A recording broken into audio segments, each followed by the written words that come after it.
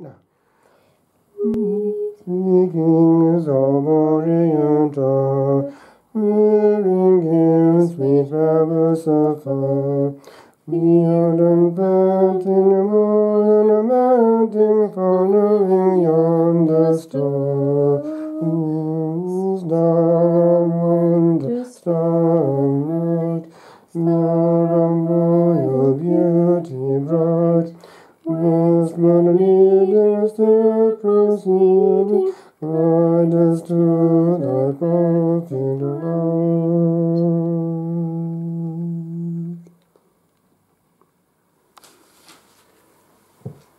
Just behind where I live is New Grange, all about light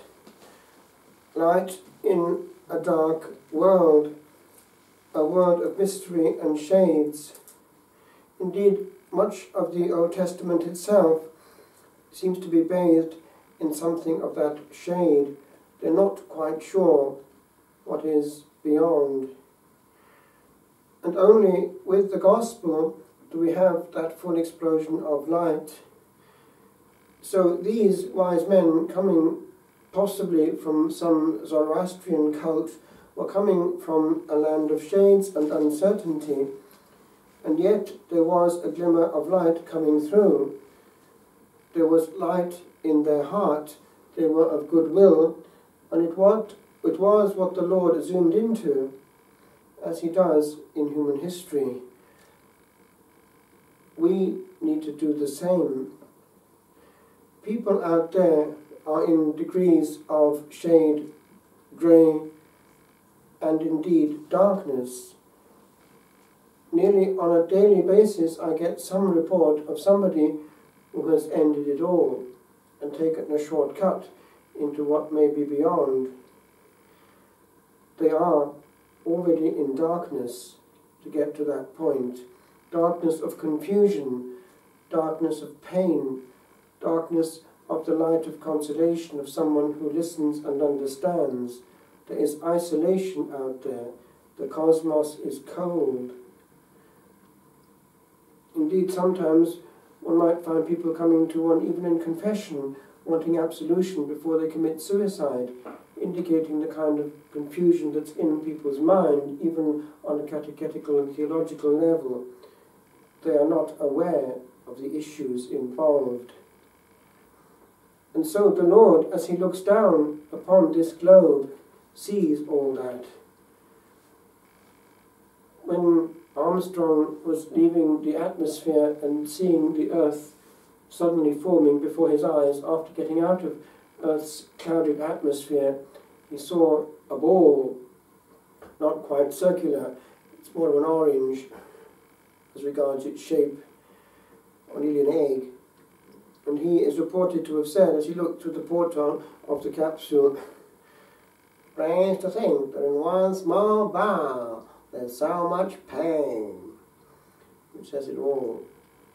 So the Lord sees all that in our globe, all the pain that's out there, and all the souls coming out of there.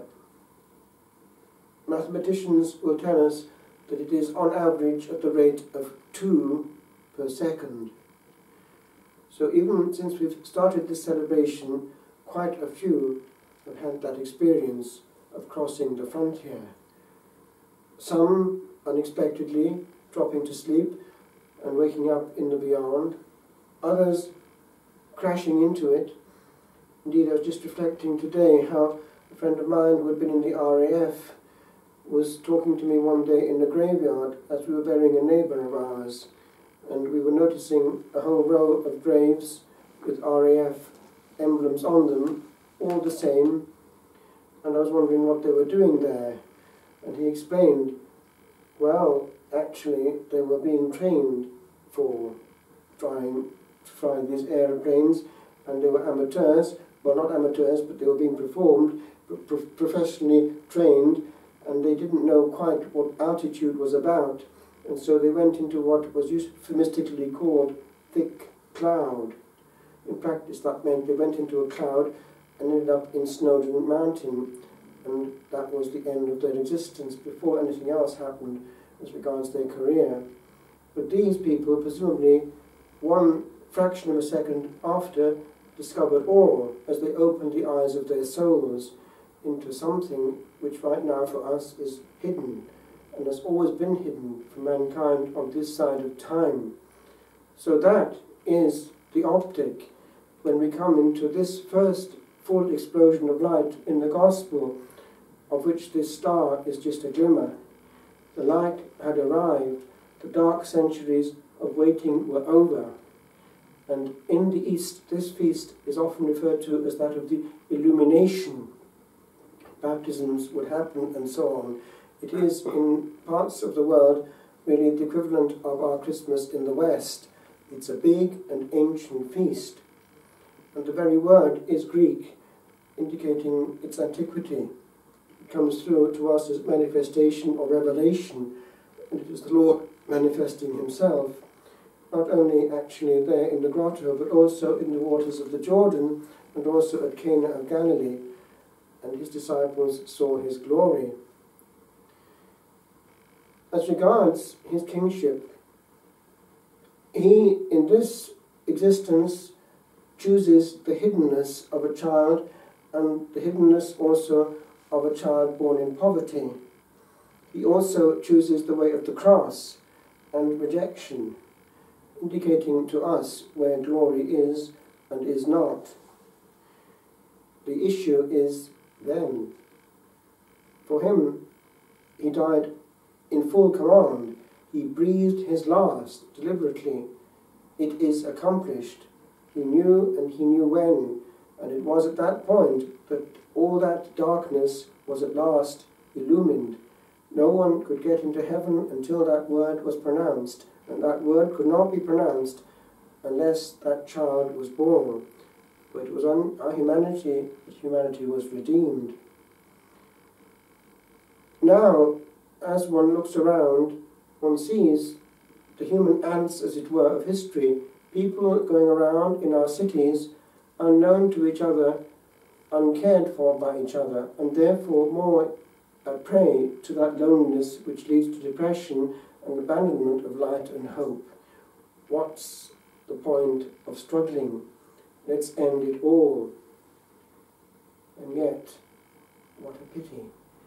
Because if we only realized one moment of time can win eternity, one day can win so much merit for ourselves and for others, and one new year is a package yet to be opened, full of grace and truth, full of mercy and hope, full of joy, often made of little things, found when least sought for. Life, we can't change all that much. We can change an awful lot our attitude to it. The same with many things in life. People complain about what's outside them, but don't realize that joy can actually be adjusted. Life, in its damage, can be limited. A lot depends on our reaction to what is there. It's unrealistic to want to change what cannot be changed. It's very realistic to realize that we can actually change quite a lot, which can then change our attitude to what is there. So let's ask for this grace as we are given this gift of a new year, to realize that life is actually precious, that moments are unique and need to be lived well. For as we come to the last moment, we will look back and ask ourselves, did I or did I not use well the blessing of time when it was there? For now, maybe 80 years down the line, I can't come back. I can't come back 1 hour. It's lived, and for me it is accomplished. Will I or will I not have failed? It all depends on our will. So we hand that will over to our Creator, who is also our King, and desires only that he may ask also for our cooperation. He cannot force the will. So we hand over the will to our King and ask that he will reign on all the faculties of our being.